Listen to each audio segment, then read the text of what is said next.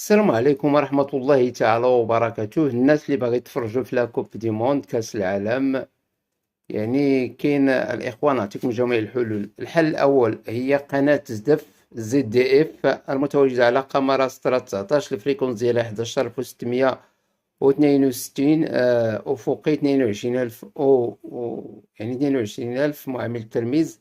هذه القناة الأولى. نعطيكم القناة اللي كتنقل معها، حيت كيكونوا جوج قنوات. إلا ما كانش الماتش في زد دي اف تيكون في داسيغست.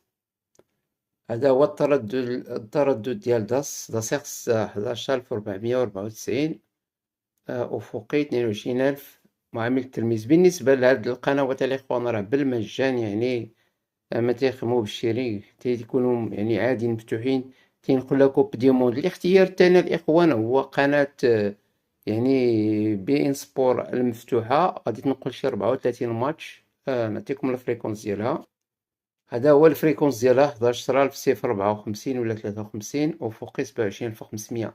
هاد القناة تقريبا تيفرضوا عليها تنقل واحد 34 ماتش. السيستيم جديد غالبا مباريات قطر، السعودية، العراق، ربما الجزائر، المغرب، تونس، مصر، الأردن، حسب. المهم غادي يكونوا ماتشات بزاف. وكاينه الرياضيات تي ان تي ديال المغرب، راه كاينه الأرضية، وكاين الفريكونس ديالها على بدر.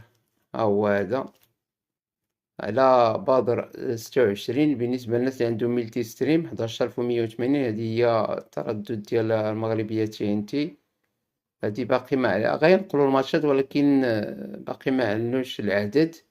وكاينه الاخوان هادي عاوتاني بروغرام ناسيونال ديال الجزائر، التردد ديالها 11608 على ما اعتقد، ولاتي نوصل الفريكونس ديالها حتى هادي راه كتخدم.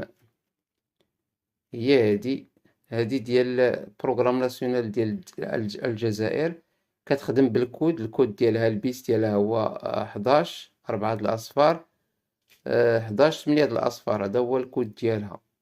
هادي بروغرام ناسيونال ديال الجزائر، حتى هي كتنقل الماتشات. يلا تحياتي الإخوان، ديروا شي لايك، الله يجزيكم بخير.